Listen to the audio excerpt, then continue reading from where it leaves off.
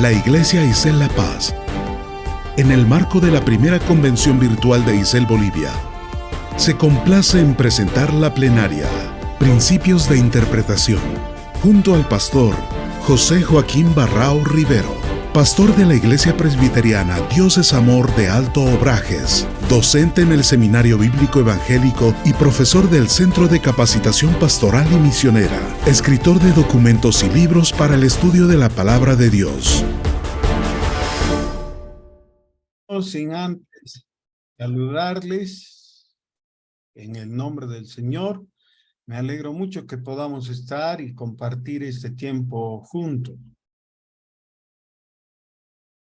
Miren, hay una labor, un ministerio anunciado por el Señor Jesús que pocas personas le han prestado suficiente atención.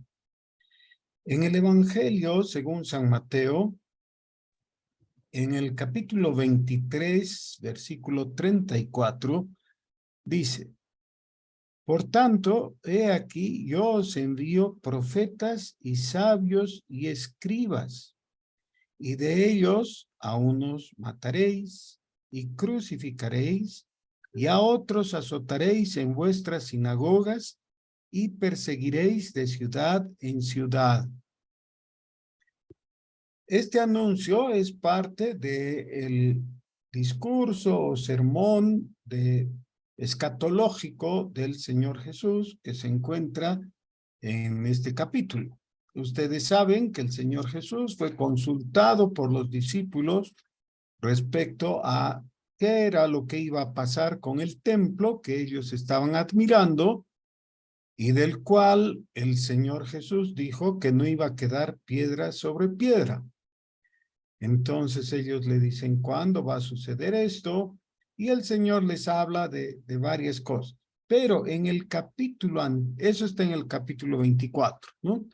En el capítulo anterior, el Señor ya había estado hablando públicamente acerca del ministerio que tenían los judíos con los intérpretes de la ley, ¿ya? Les dice, ay de vosotros, escribas y fariseos hipócritas. La palabra escriba es la misma que después en el versículo 34 se repite, ¿no? Pero esta vez dice el Señor que Él va a enviar escribas.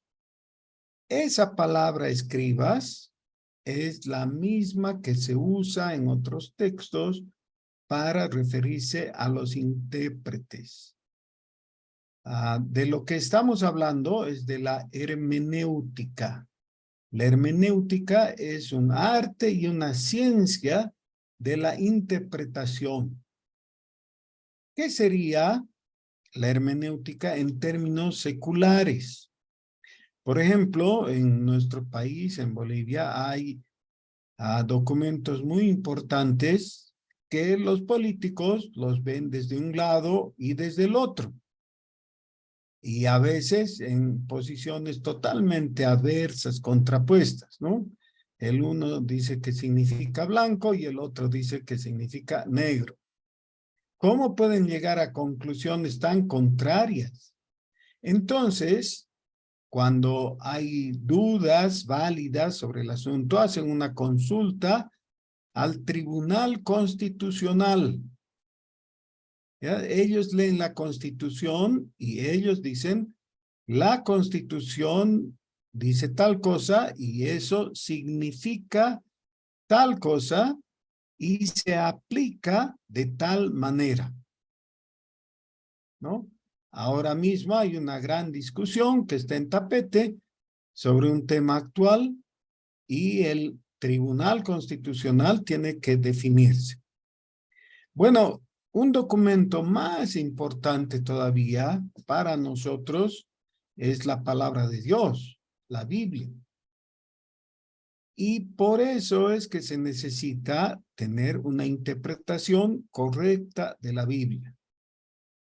Hay básicamente dos elementos que confluyen para una buena interpretación de la palabra de Dios. El primero es Dios mismo, a través de su Espíritu Santo.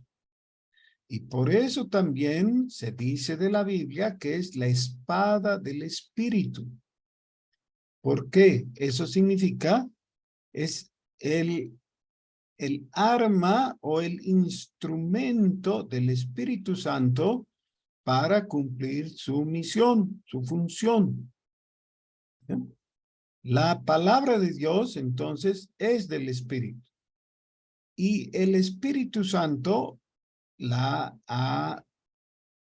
es decir, ha participado en la inspiración. Él ha inspirado la palabra de Dios en los hombres que han escrito la Biblia, y por tanto, como es su inspiración, es el que tiene la autoría, y de ahí deriva la autoridad para decir su significado y para ordenar su aplicación. Ok, muy bien.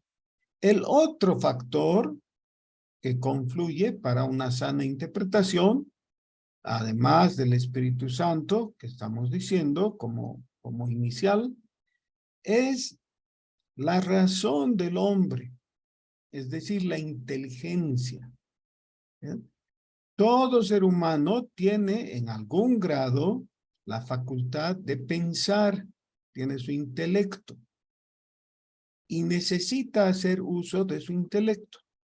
Y no hay necesidad de contraponer la razón o la mente humana con el aspecto espiritual, porque el Espíritu Santo no tiene ningún problema para utilizar nuestras mentes, para vivificarlas y conducirnos a través de las Escrituras a la verdad. ¿Ya? Entonces, realmente no es la suma del Espíritu Santo y nuestra razón, sino más bien es nuestra razón a los pies del Espíritu Santo en obediencia y sujeción al Espíritu Santo que pueden lograr una interpretación correcta.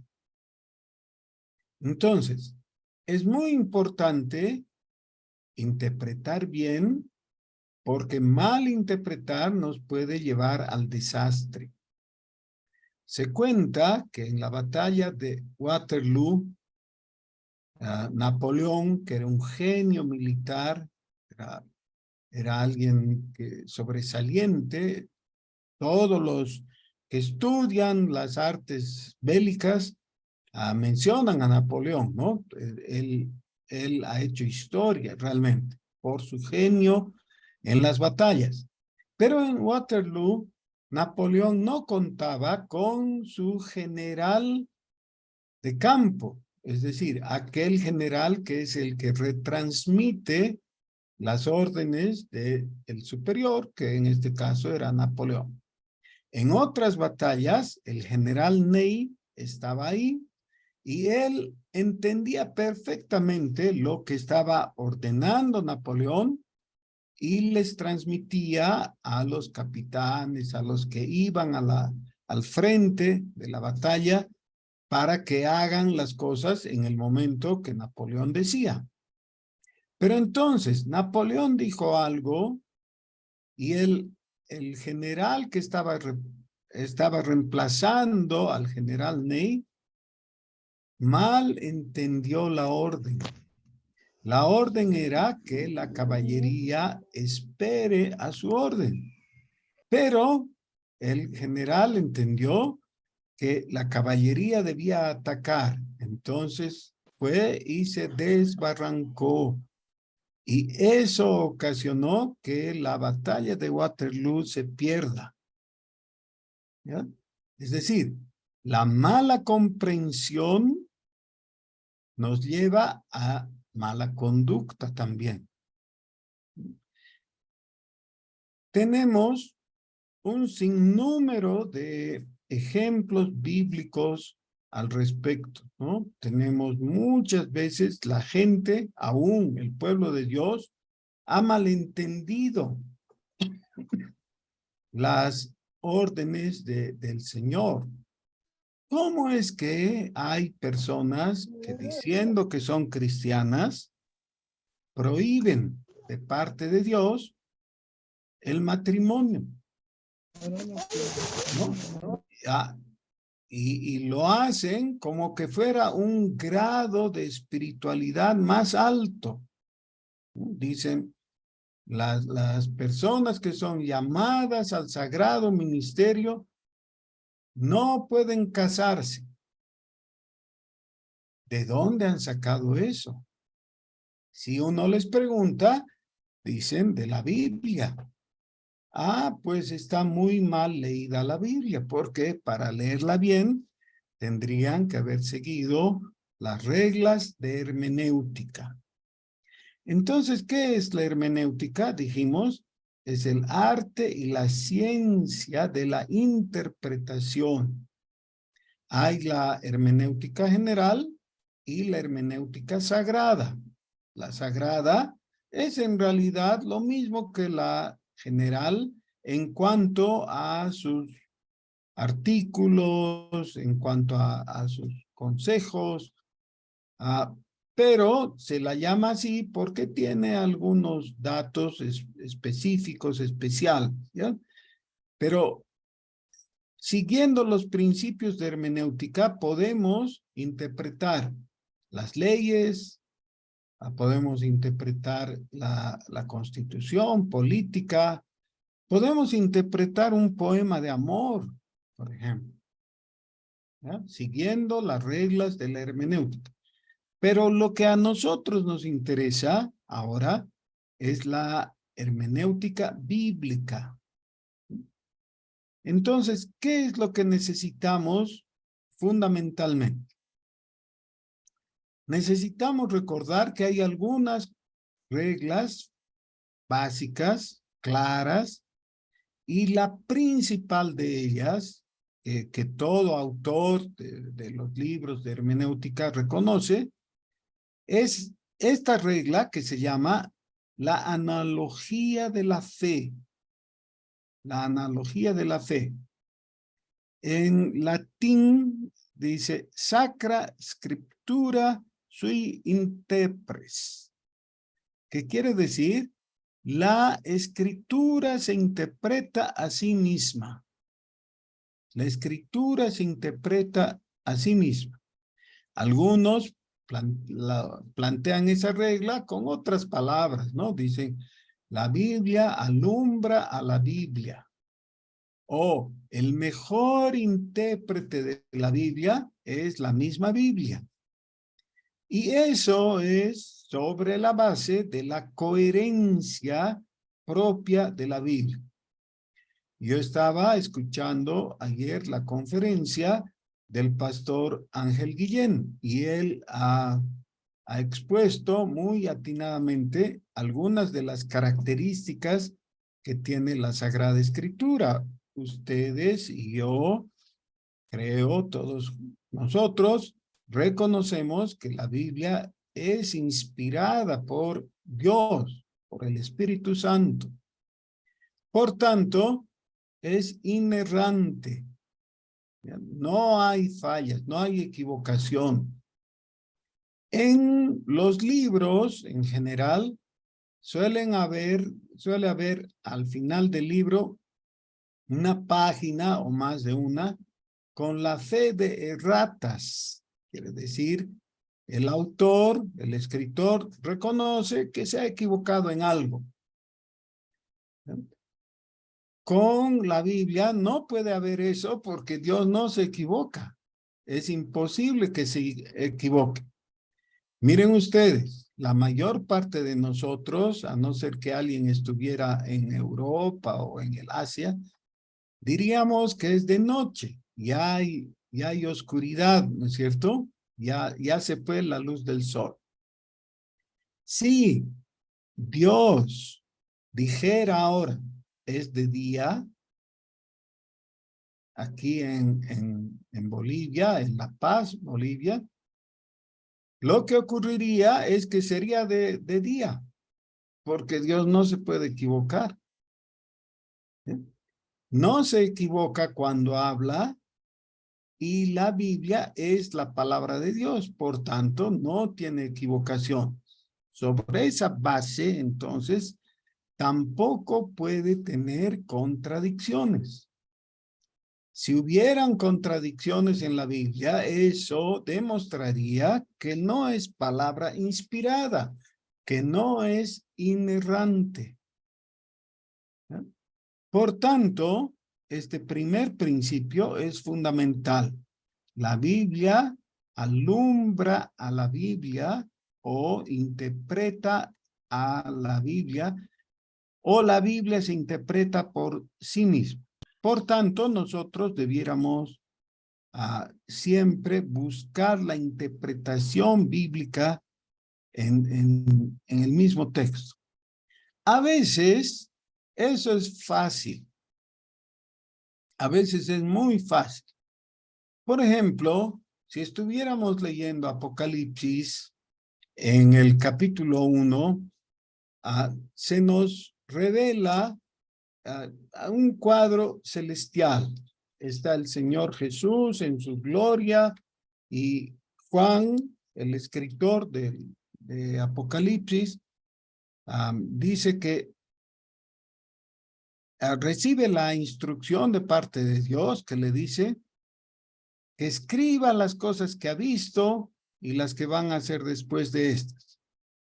El misterio de las 7 estrellas y de los 7 candeleros de oro. Y uno dice, ¿pero qué serán las estrellas? Claro, y es como que el autor nos estuviera leyendo la mente. Y entonces hace la aclaración, dice, las 7 estrellas son los ángeles de las 7 iglesias. Y los 7 candeleros que has visto son las 7 iglesias. ¿Ven?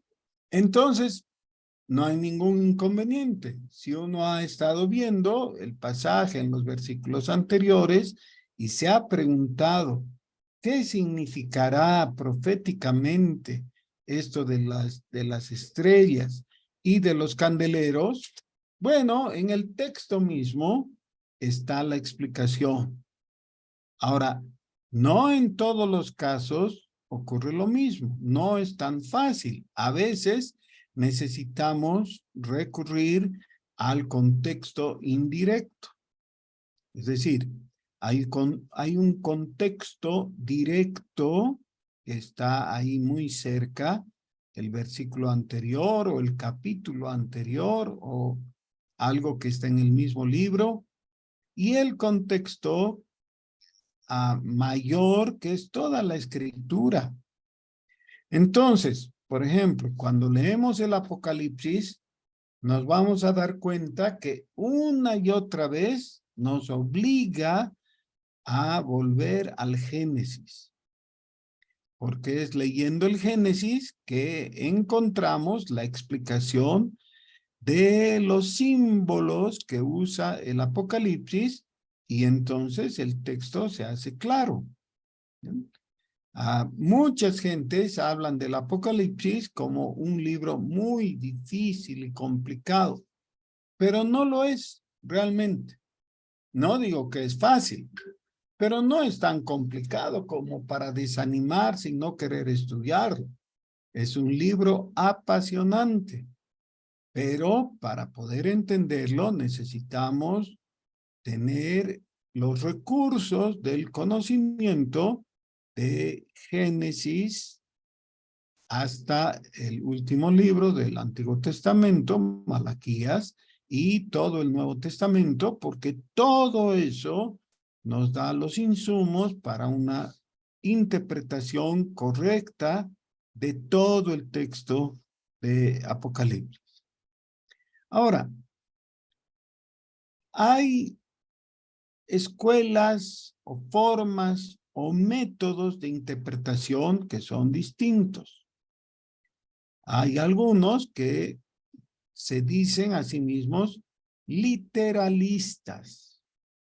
¿Ya? En latín, litera es letra o gramática, lenguaje. Eso incluye la sintaxis y el contexto. Ahora, yo he podido ver muchos estudiantes de la Biblia que luego comentan, ¿por qué no habré prestado más atención a mis clases de primaria? ¿No? Cuando era niño y la profesora nos enseñaba la gramática, nos llevaba a reconocer el sustantivo, el verbo, el adjetivo, el artículo, y todo eso para mí era un embrollo y realmente no le he prestado atención. Ah, sí, pero no se puede estudiar la Biblia sin un conocimiento básico, por lo menos, de la gramática, ¿no? Del lenguaje. Así que una buena inversión, queridos hermanos, es que todos nosotros repasemos nuestro libro de gramática básica. Ya no necesitamos hacerlo como en la escuela, en esa forma que nos ha llevado años, pero una cartilla de gramática nos va a servir mucho, ¿no? Con los conceptos básicos que siempre podamos reconocer un sustantivo y diferenciarlo de un adjetivo, que podamos entender que los verbos se conjugan, ¿no? Y que podamos reconocer cuando un verbo está en tiempo pasado o en presente o en el futuro. ¿Por qué? Tenemos todo eso utilizado en forma magistral en la escritura. Y les voy a dar un ejemplo. Este es mi versículo preferido y por eso lo estoy tomando ahora, ¿no? En el Evangelio según San Juan, el capítulo 5, versículo 24, dice, de cierto os digo, está hablando el Señor Jesús, conste, ¿no? Así que esto es muy importante. Todo lo que ha hablado el Señor Jesús reviste máxima importancia. Entonces, el Señor Jesús dice, de cierto os digo, el que oye mi palabra y cree al que me envió, tiene vida eterna y no vendrá a condenación, mas ha pasado de muerte a vida.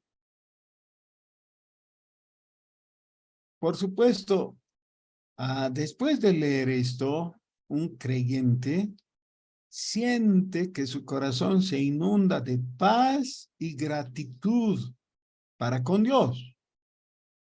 Un creyente, ¿no? Un creyente verdadero. ¿Por qué? Porque en este versículo está estableciendo una condición, el que oye mi palabra. Y luego tenemos el verbo creer, que continúa al verbo oír, oye mi palabra y cree. Ambos están en presente. O sea, lo que tiene de validez esto es en el presente. ¿Por qué es importante? Porque hay cosas que solo en el presente se pueden resolver. Imaginémonos, hay una pareja que está por contraer nupcias. Y entonces el ministro que está por casar a la pareja le pregunta a él y a ella a su turno si toma por esposo o por esposa, en su caso, a fulano o fulana. Y él dice, sí, la voy a tomar. No, pero el ministro le dice, no le estoy preguntando si la va a tomar, no lo deje para el futuro. Le pregunto si ahora toma por esposo. Claro, la he tomado. No, no le estoy preguntando eso. Le estoy preguntando si ahora, en el presente, usted declara que la toma. ¿Notan? No se puede indiscriminadamente usar cualquier tiempo para el verbo, porque entonces se está rompiendo el sentido. Así el Señor Jesús dice, el que oye, quiere decir el que ahora oye, y ahora cree al que me envió. Me envió es tiempo pasado, ¿ya? Porque claro, es algo que ha ocurrido un poco antes de que el Señor Jesús estuviera caminando en este mundo. Pero luego dice, tiene vida eterna. No dice tendrá y tampoco dice tuvo. O sea, no es futuro, no es pasado, es presente. Cuando nosotros entendemos la importancia de esto, nos damos cuenta que el creer tiene como consecuencia actual el tener vida eterna. Y en eso consiste la salvación, según la Biblia. El que cree tiene vida eterna. Esto está dicho en muchas formas diferentes, pero con el mismo sentido, aquí en el Evangelio según San Juan y en el Nuevo Testamento en general, ¿no? Somos salvos por la fe en Jesús. Muy bien. Pero a continuación dice, no vendrá condenación, y eso es futuro. Es decir, tiene su futuro asegurado porque afirma que no va a haber condenación para tal persona. Y continúa, mas ha pasado de muerte a vida. Eso es pasado. Quiere decir que la transición de la muerte a la vida es un hecho consumado. Yo no puedo pensar en algo tan firme como esto que está diciendo el Señor Jesús respecto a la salvación que goza el creyente. Ahora, si no puedo distinguir el pasado del futuro gramaticalmente, no puedo pretender interpretar las Escrituras. Necesito saber y conocer todo eso. Ok, muy bien. Entonces, la interpretación del lenguaje es fundamental, pero no es todo. Cuando estoy seguro que he entendido el sentido del lenguaje, entonces necesito complementar eso a través de 3 ciencias auxiliares que son la historia, la geografía y la cultura. ¿No? La historia, la geografía y la cultura. ¿Por qué la historia? Porque resulta que Dios nos ha hablado en el tiempo y en el espacio.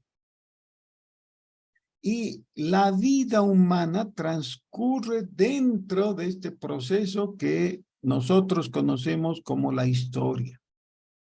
En realidad, una de las cosas que se estudia en teología es la historia de la salvación. Cómo Dios habló con Noé, por ejemplo. Y más tarde habló con Abraham, llamó a Abraham y le dio promesas. Todo eso es historia.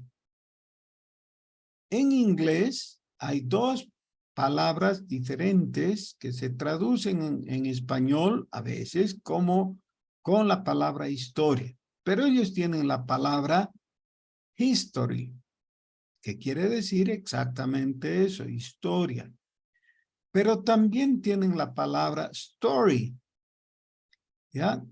Que es un cuento.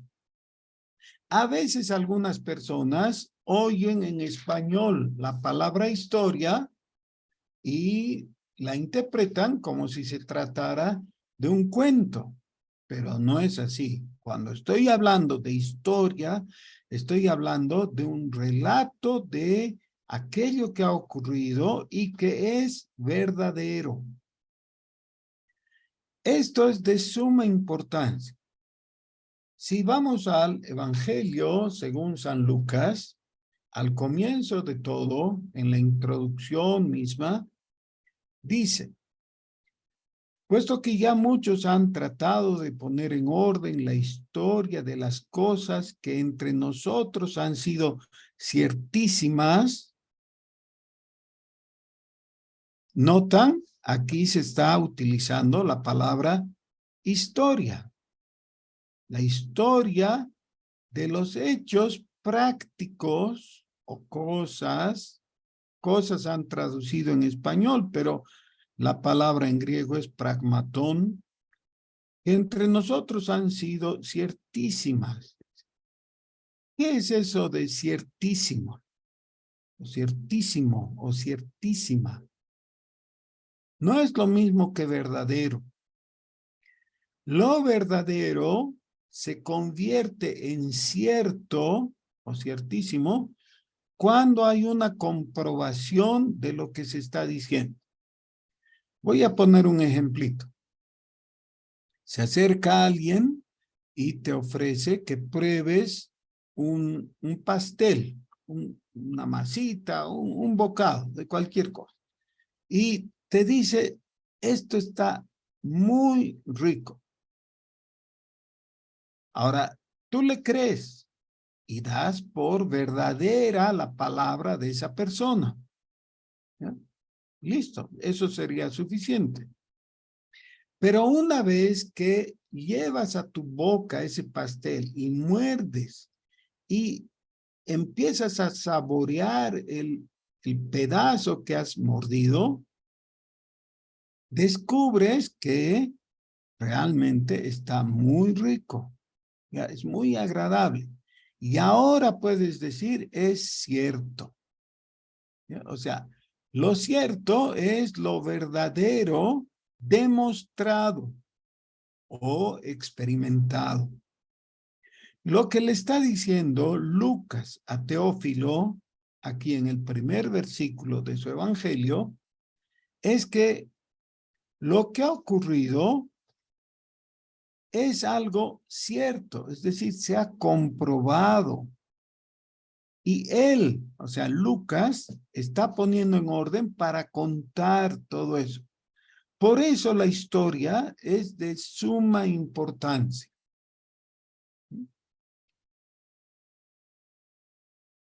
Si tú le cuentas a tu niño pequeño o a tu hijito, tu nieto, no sé, alguien pequeñito, le dices, te voy a contar de la historia de David y Goliat. Muy bien. Y él te dice, sí, qué interesante. Ahora quisiera que me cuentes de la Caperucita Roja. ¿Qué tal? Pero a ver, ¿de qué estás hablando? Y te estoy contando una historia de la Biblia. Sí, te dice, pero a mí me gusta mucho esa historia de cuando el lobo habla con la caperucita. ¿Es una historia? No. Lo de la caperucita es un cuento, es una fábula, ¿ya? Que tiene su moraleja, pero no es una historia. Ahora, en la Biblia, gran parte de la Biblia tiene contenido histórico. Y por tanto, nosotros, para una interpretación correcta de la Biblia, necesitamos, primero, la gramática, como mencioné antes, o sea, en la comprensión del lenguaje. Y en segundo lugar, la historia. Ahora, esa historia se ha realizado en un lugar específico. La mayor parte de la historia bíblica ha tenido lugar en lo que comúnmente se llama Tierra Santa, es decir, la tierra de Israel, o algunos dicen la Palestina, pero Palestina deriva de filisteo, filistea. Así que creo que mejor decir la tierra de Israel, ¿ya? Es necesario conocer la geografía de Israel, saber que Judá está al sur, al centro está Samaria, al norte está Galilea, por ejemplo, ¿no? Es bueno, es necesario saber que de norte a sur hay un río que corre, que es el río Jordán, que se lo va a mencionar tanto en el Antiguo como en el Nuevo Testamento. Necesitamos saber que el río Jordán nace en el mar de Galilea o lago de Galilea y desemboca en el mar Muerto. ¿Ya? Bueno, si uno no sabe eso, va a perderse la mitad de la información. Y muchas veces yo les digo a los estudiantes que hay dos formas de leer la Biblia, la de los bobos y la de los inteligentes. Cuando los bobos leen el texto y llegan a un lugar, ¿no? Por ejemplo, Samaria, ¿no? Juan capítulo 4, cuando el Señor Jesús estaba pasando por Samaria. Y bueno, ¿y dónde es Samaria? Dicen, ¿dónde será? Claro, si no puede ver en su mapa y no sabe, no va a entender el texto, no va a entender por qué es tan interesante que en Juan capítulo 4 dice que le era necesario al Señor Jesús pasar por Samaria.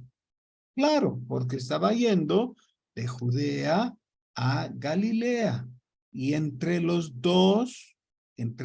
dos regiones está Samaria. ¿Cómo sabemos?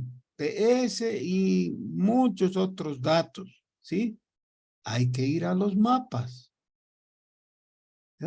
Cada vez que lees tu Biblia y encuentras la mención de un lugar geográfico, sea una ciudad, una región, un país, bueno, hay que ir a los mapas. Gracias a Dios tenemos mapas en nuestras Biblias.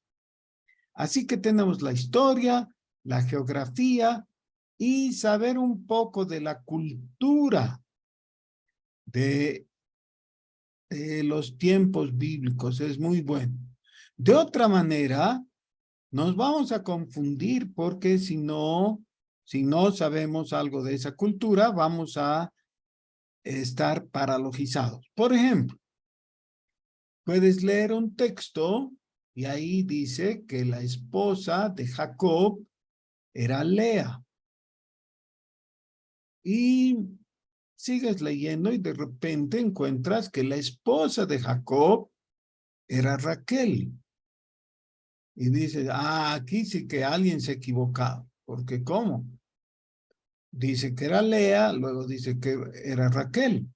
Y luego encuentras que las dos eran sus esposas.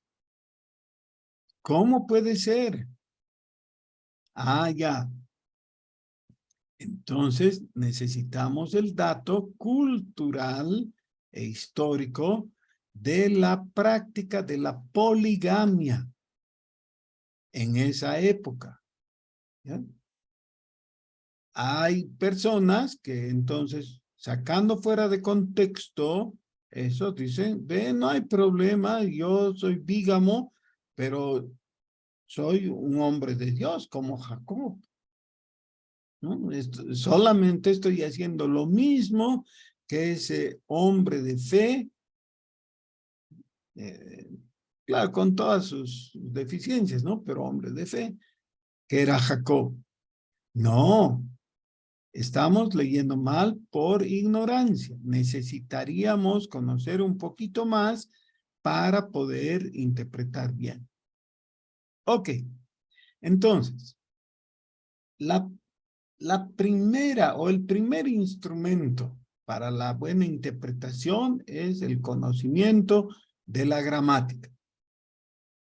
El segundo nivel es la utilización de la historia, la geografía y la cultura. Y el tercer dato es de la teología. ¿Qué quiero decir con teología? Hay algunos sectores de entre los evangélicos que rechazan la idea de teología. Dicen, no, la teología es para los cabezones, nosotros nos guiamos simplemente por el Espíritu, ¿no? Y han habido personas que tienen y que enseñan mal en contra de la teología. Y hay una mala comprensión al respecto. La teología, a diferencia de algunos, no es el estudio de Dios. Ese sería el sentido de las palabras, ¿no? Teología, el estudio de Dios. Pues no es así. El hombre no puede estudiar a Dios. Dios es infinito y es trascendente, es maravilloso. Nosotros somos tan limitados, ¿cómo lo vamos a estudiar? Sí, pero podemos estudiar de la revelación, o podemos estudiar los datos que la revelación de Dios nos da de sí mismo. Y la teología es el estudio de las cosas reveladas de Dios. Ahora, la teología es toda una estructura y necesitamos el conocimiento teológico para que estructure nuestra mente. Y ese es el dato que va a servirnos, pero con esta explicación. Siempre, en primer lugar, hay que preferir el instrumento gramatical. Ya, leemos un texto y lo primero es utilizar el instrumento gramatical, es decir, el lenguaje. Segundo, la historia, geografía y cultura. Y recién la teología. Cuando se hace al revés, entonces se llega a conclusiones erróneas. Les doy un ejemplo. La Iglesia Católica, Apostólica y Romana enseña que María, a quien ellos le dan el título de Virgen, lo cual no dice la Biblia, pero ellos le dan, es la madre de todos los creyentes. Esa es enseñanza de la Iglesia Católica. María es madre de todos los creyentes. Bueno, ahora, este es un dogma mariano. Dogma es un artículo de fe necesario para la salvación. Significa, todos los creyentes católicos tienen que creer que María es madre de todos los creyentes. Si uno les dice, pero ¿y dónde está eso en la Biblia? Te dicen, sí, está en la Biblia. Cuando en Juan, el Señor Jesús le dice, María, he ahí tu hijo, señalando a Juan. Bueno, y dices, ¿cómo de una palabra así, en que el Señor está hablando con su madre desde la cruz, vas a entender que eso significa que todos los creyentes tienen que reconocerla por madre espiritual? Sí, porque eso está establecido por la posición teológica que tienen ellos. ¿Notan? La interpretación forzada de ese pasaje está basada en un error teológico. Por tanto, nunca la teología tiene que ir adelante. Adelante tiene que ir la gramática, la historia, la geografía, la cultura y recién la teología. La teología sirve para las conclusiones, no para las bases. ¿No? Algo contrario sucede con los testigos de Jehová, ¿no? Los testigos de Jehová llegan a la conclusión de que Jesús no puede ser Dios debido a que su prejuicio les lleva a preferir su dogma anticristiano, negando la divinidad del Señor Jesús. Ok, entonces, necesitamos entender el texto interpretando con la gramática, la historia, geografía y cultura, y recién con la teología. Pero siguiendo ese orden, estos instrumentos son muy útiles para que tengamos una interpretación correcta del texto. Voy a parar aquí para no pasarme del tiempo y seguramente el pastor Franz va a moderar y si tienen preguntas voy a tratar de responder. Muchas gracias, Pastor Joaquín. Muy interesante la charla. Gracias por mostrarnos estos instrumentos que debemos empezar a emplear para el estudio de la palabra. Hermanos, muy bien. Quiero abrir el micrófono para aquellos que quieran hacer sus preguntas a Pastor Joaquín. Mientras alguien se anima, voy a leer aquí una pregunta que tenemos en el chat de nuestro hermano Marcelo Andrade. Dice así: Pastor, buenas noches y muy agradecido por su exposición. Mi pregunta es, si los principios de la interpretación de la Biblia, la gramática, la historia, la hermenéutica, etcétera, es para ciertas personas en especial, como los pastores, o para los hermanos en general, porque no olvidemos que en las iglesias hay diferentes tipos de personas, como los adultos mayores, personas que apenas acabaron el colegio y personas que no tienen esa capacidad para entender estos instrumentos de estudio de la Biblia. ¿Pastor? Okay. Sí. Recordemos que la Biblia es la palabra de Dios escrita para cada creyente, ¿no? Es decir, todos los cristianos tenemos acceso a la palabra de Dios y tenemos por maestro al Espíritu Santo. El Espíritu Santo guía a todo creyente.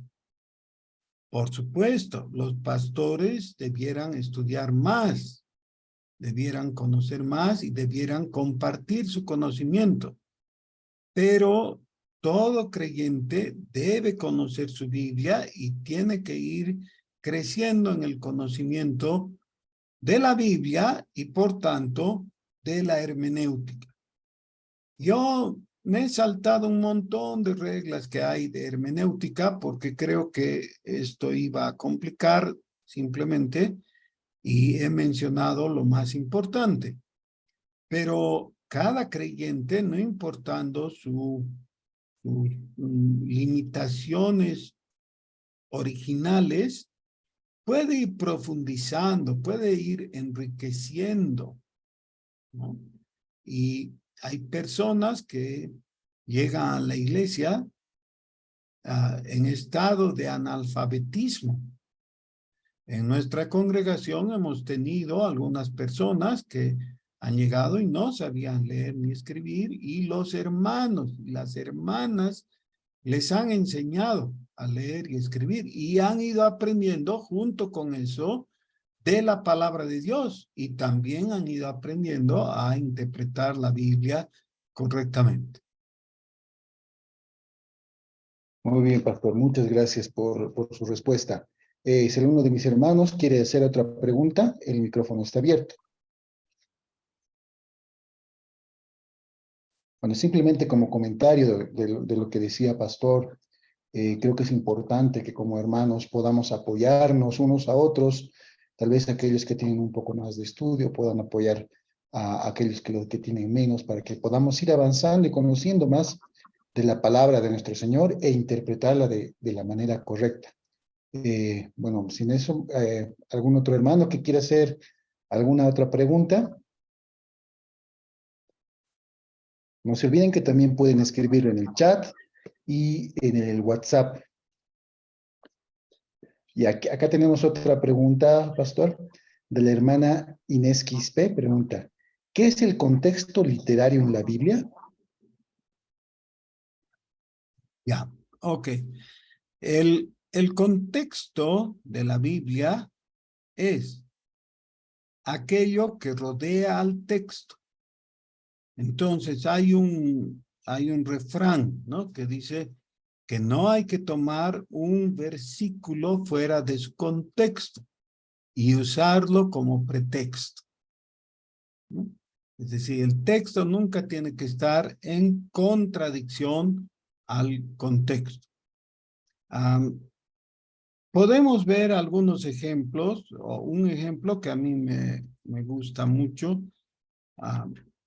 que está en el Evangelio según San Juan, en el capítulo 5.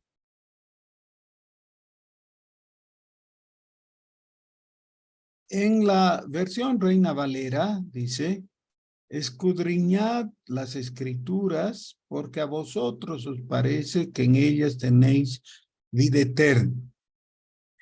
Este versículo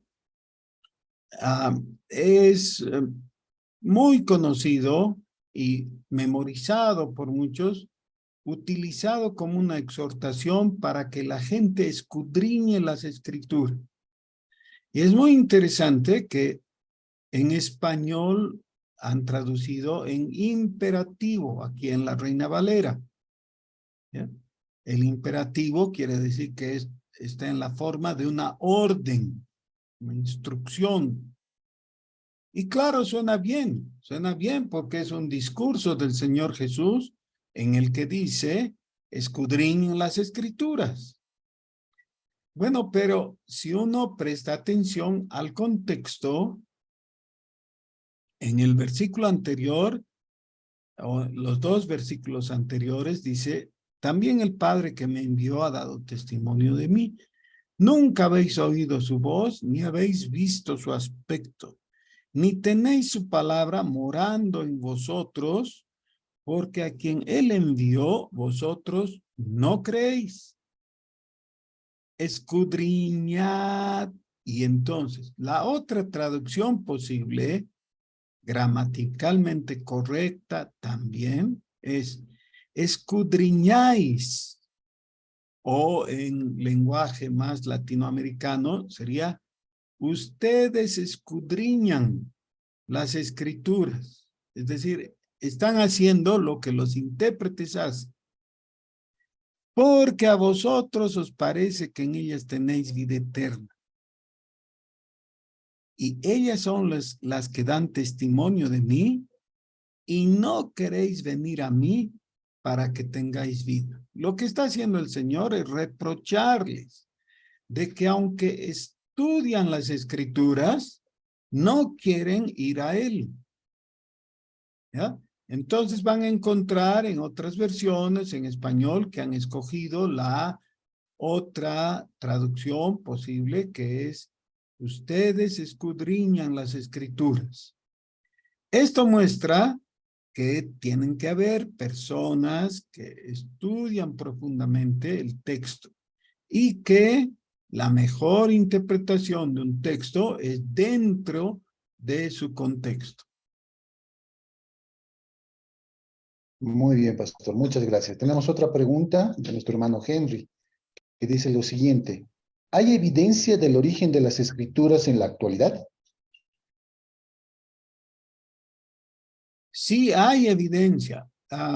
Necesitamos recordar En la época en que Europa llegó el iluminismo, es decir, los europeos llegaron a creer que conocían lo suficiente en cuestión de ciencia, de filosofía, que ya no necesitaban la fe, ¿ya?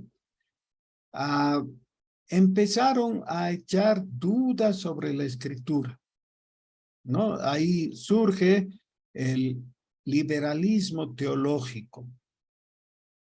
Y entonces, claro, tenían algunos conocimientos de arqueología y de otras ciencias, y dijeron, realmente no se puede saber quién escribió realmente las escrituras. Esto es muy complicado, hay muchos manuscritos y unos manuscritos dicen una cosa, los otros dicen un poquito diferente, pero lo suficiente para que dudemos. Y así han estado dando todo tipo de argumentos para poner sombras de dudas sobre la gente, sobre los creyentes, ¿no? Y ahí ha nacido el liberalismo y el modernismo teológico también. Sobre todo porque las escrituras parecían haberse desmenuzado en cuanto a su autoridad y su valor.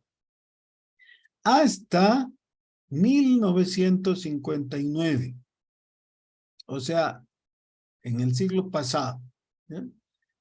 En 1959 hubo un descubrimiento que fue el equivalente a la bomba atómica en el campo de la física, ¿no? Ustedes saben, en la física, en la ciencia de la física, la bomba atómica ha marcado un antes y un después.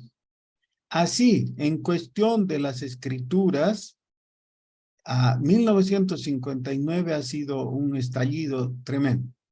¿Por qué? Ha sido el descubrimiento de los rollos del Mar Muerto. ¿Qué significa eso? Han encontrado documentos originales de antes del Señor Jesús. ¿Sí? Documentos de las Sagradas Escrituras. Y con eso se ha comprobado que lo que han venido haciendo los traductores, los copistas y todo, era casi perfecto.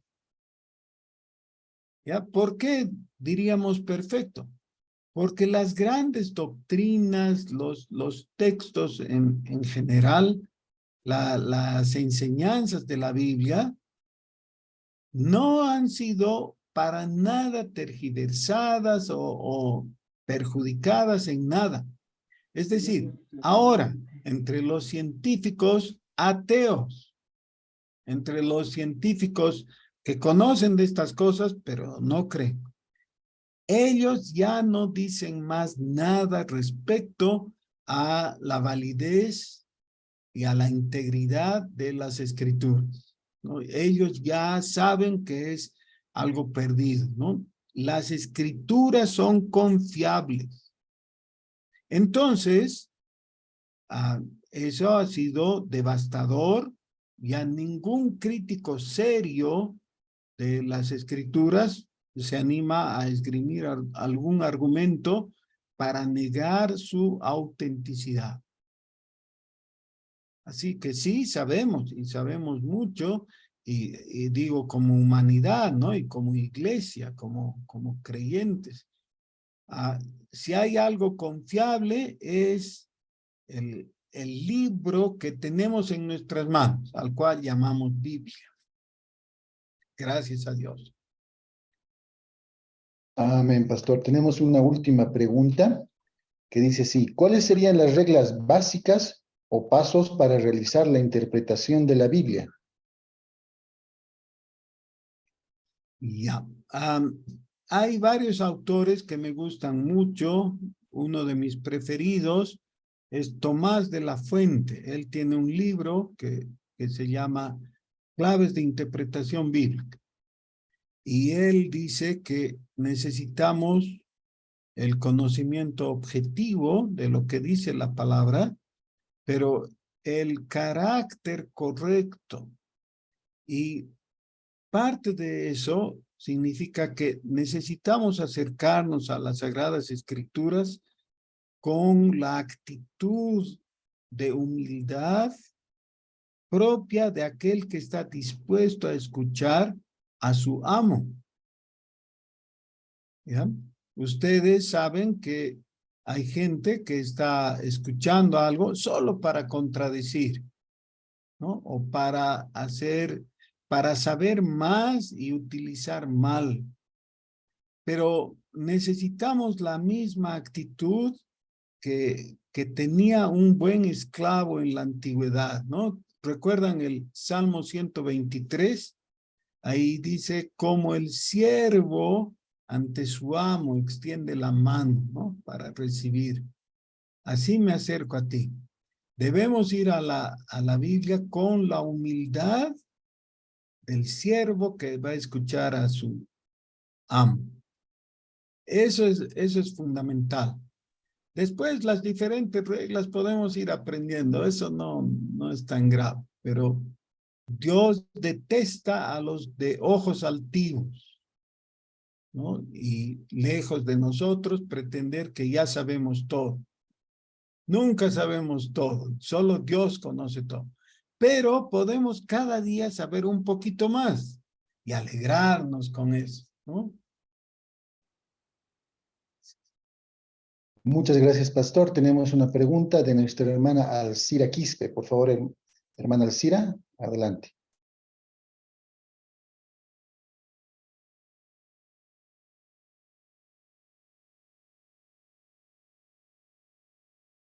Hermana Alcira, si puede habilitar su micrófono para hacer su pregunta.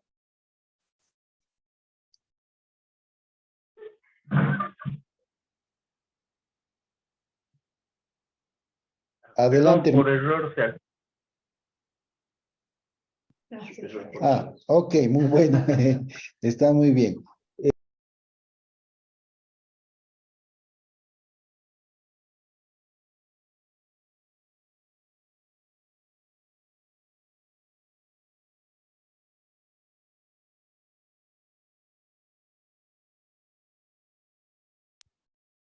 Sí, perdón. aquí ahora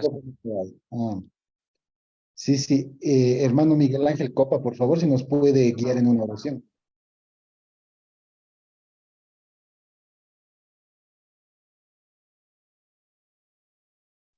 Claro que sí. Buenas noches. Padre, te damos gracias por este tiempo que tú permites, Señor, que podamos aprender un poco más, Señor, de las Escrituras. Muchas gracias, Señor, por todas las enseñanzas, por todas las personas que han dispuesto, Señor, de su tiempo para poder guiarnos. Y sobre todo, gracias, Señor, porque tú eres el único que puede hacernos entender y abrir nuestra manera de pensar, nuestro entendimiento y sobre todo guiarnos con tu Espíritu Santo en todas las cosas. Muchas gracias, Señor. Gracias por este tiempo que es muy valioso para cada uno de tus hijos y que cada uno de nosotros podamos aprender y también aplicar, Señor. En el nombre de Jesús te agradecemos, Padre. Amén.